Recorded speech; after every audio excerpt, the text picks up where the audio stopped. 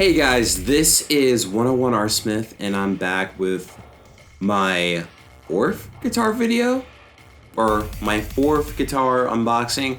And this time we're going to be taking a look at the ESP BB 600. So you might be thinking, Reggie, what is that?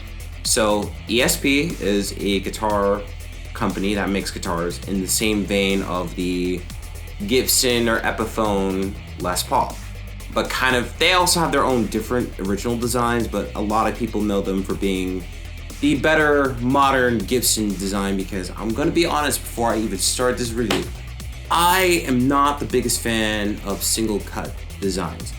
I'm not even the biggest fan of the Gibson Les Paul design. Don't get me wrong, I feel like Gibson had a great legacy up until about the 80s, but then they kind of fell off, and it's kind of like they kept getting higher in their own supply, and other people have taken their designs such as ESP and PRS even and have taken it to the next level, because that basic single cut Les Paul, it brings a lot of nostalgia to the world of rock and metal, because a lot of people grew up with those. A lot of the founding fathers of rock and metal have used Gibson, such as Kiss.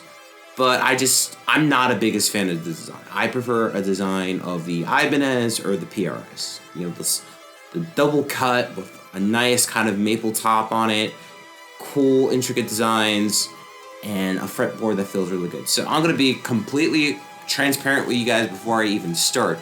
I don't even like this design, but I made an exception. So a little bit of story time, if you will.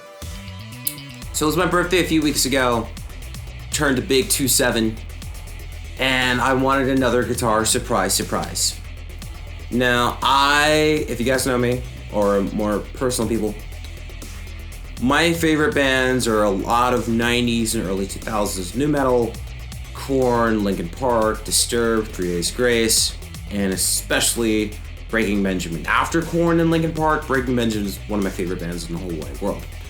I grew up with them. My first exposure to them was technically SmackDown vs. Raw on the PS2, but I didn't know it was a band. I just Firefly, Polyamorous. I just knew the songs. I didn't know the band Breaking Benjamin. I just knew I loved those songs because they would play in all the gameplay and all of the cutscenes, and you see the same scenes over and over and over again. They stay with you, for better or worse. So I didn't get formally introduced to Breaking Benjamin until literally my 13th birthday. My mom got me NASCAR 2007 for PS2 because I am a bit of a NASCAR fan growing up as a kid. I love the racing games, they're always a lot of fun. And my favorite one was Chase for the Cup 2005, but obviously they're gonna make more, so I asked, hey, it's my birthday, can I get the new NASCAR game?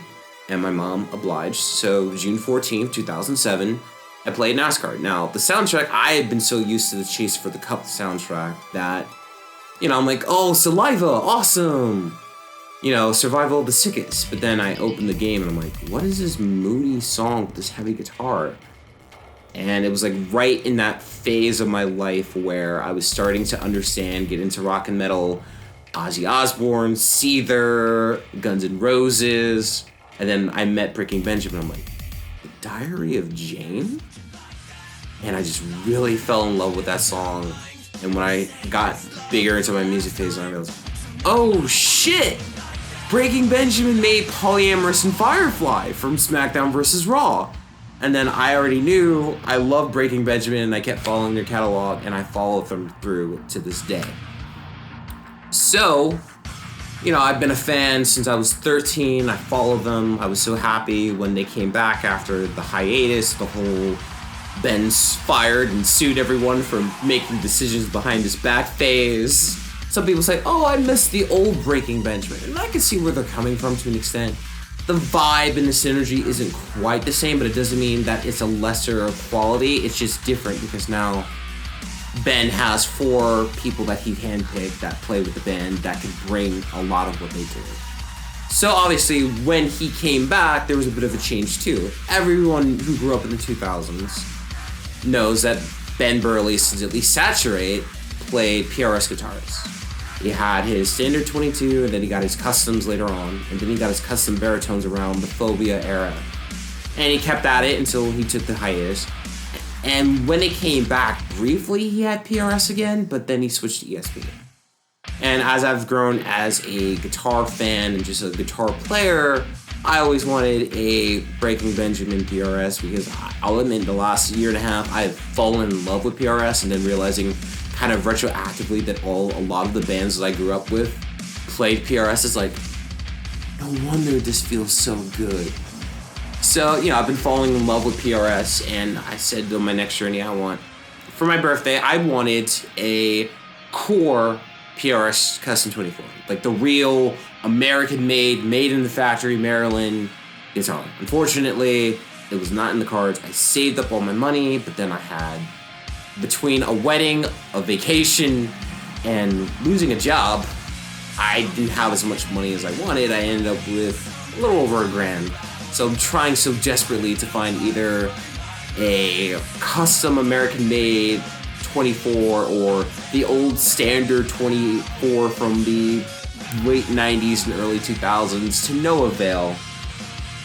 I was disappointed because guitars are just getting a lot more expensive these days, because with the pandemic, everyone is just picking up guitars and just taking it home. So the value in them has risen because of what we've been going through the last year and a half. And trying to find a PRS core guitar is very difficult.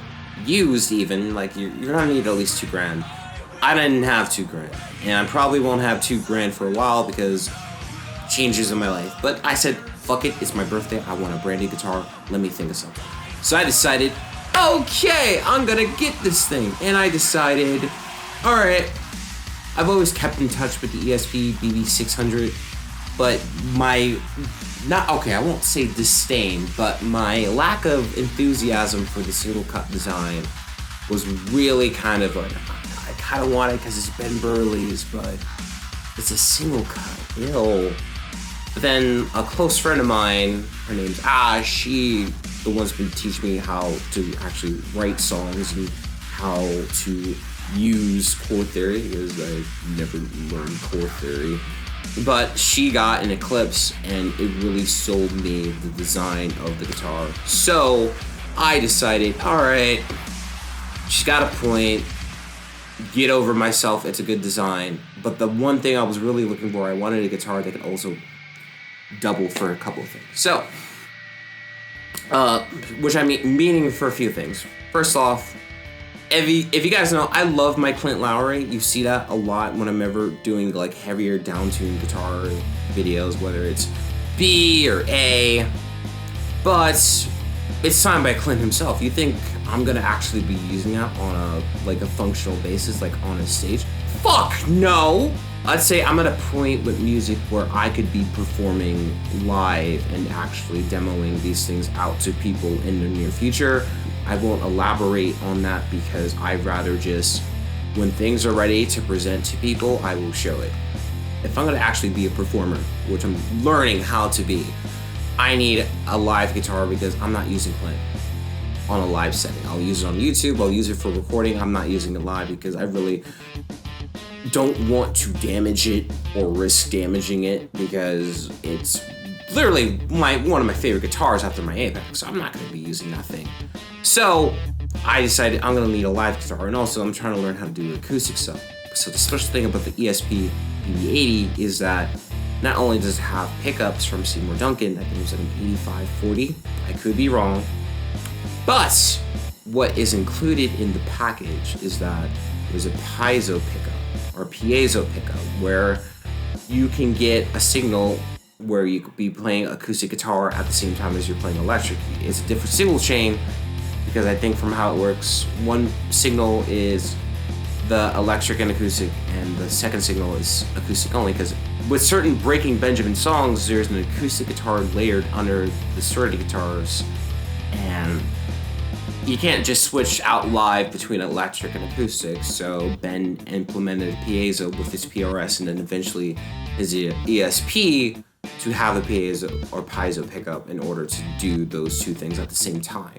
So he implemented that there, and I kind of wanted to use that in accordance to other things, because for songwriting purposes, an acoustic guitar is used. I just am not playing it. I can't switch electric and acoustic at the same time, so I was trying to be forward thinking about it. So what I'm gonna do, I'm gonna unbox it in front of you guys, show it all, and then I'll be playing a bit of a demo. Alright, now we've got the suitcase right here with a nice ESP logo. I think this is the first time I've ever bought a guitar and it actually came with a suitcase. Usually it just comes with a gig bag or just heavily kind of protected, padded kind of packaging. So this is the first time with a suitcase. I'm pretty impressed. So we're gonna open it up.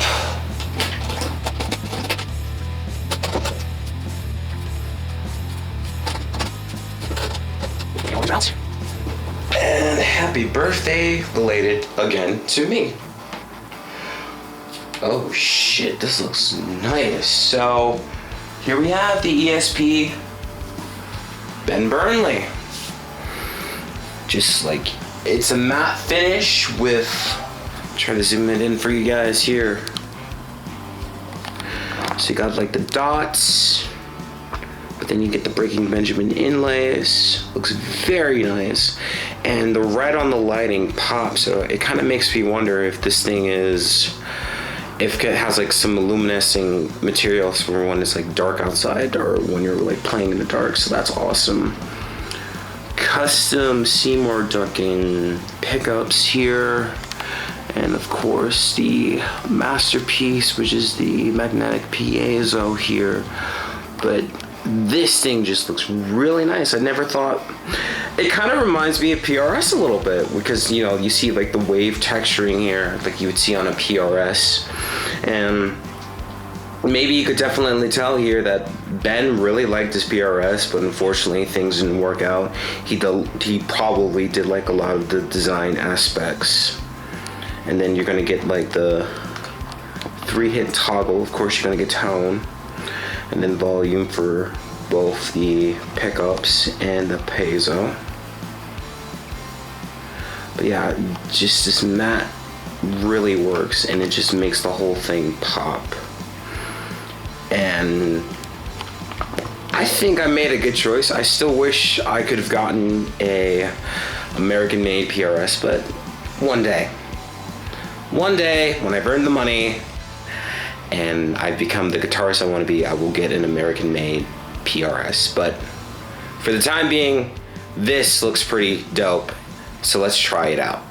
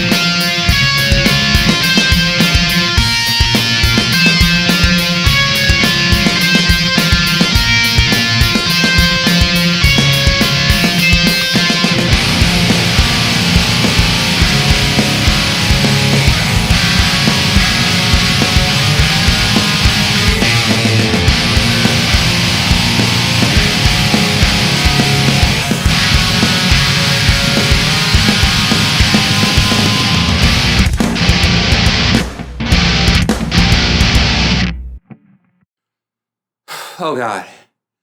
Wearing all black during the first heat wave of the season. Maybe not the brightest idea in the world, but I have no regrets.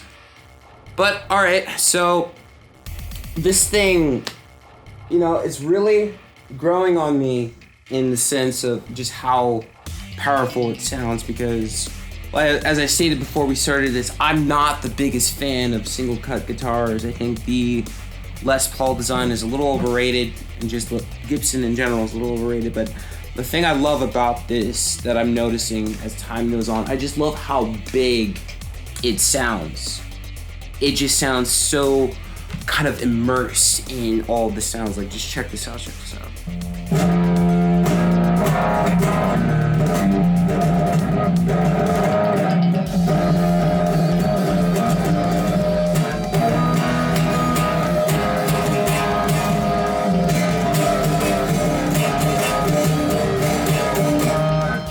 Just the overall tone of how it sounds. I just love the sustain that it has built in from out of the box, and just the building of it.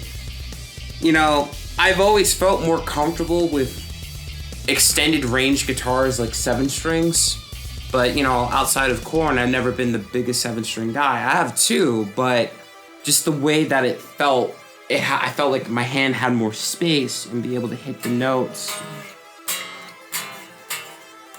that a lot of 6 strings like my Geo, I haven't been able to replicate that feel. And since this is the baritone, it's longer, and then the neck just feels a lot more thicker, so I can hit most of the notes that I want to get. And the other thing about it is the piezo pickup that allows me to have acoustic guitar at the same time. And this just feels very comfortable in my hands.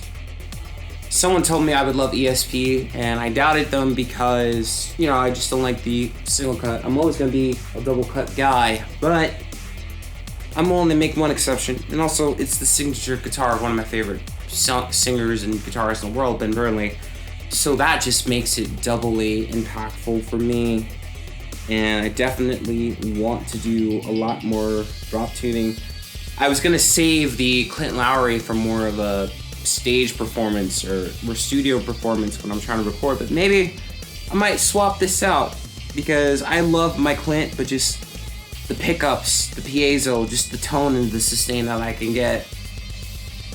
This might be my new main drop A sharp guitar. So I know this probably wasn't the most in-depth guitar review that you've ever heard. I'm not the greatest guitarist in the world, and I never claim to be. I'm just a guy trying to learn to be better and maybe do it professionally. And I would say, you know, I got this for about $1,100, which really isn't that bad because this thing goes for $14.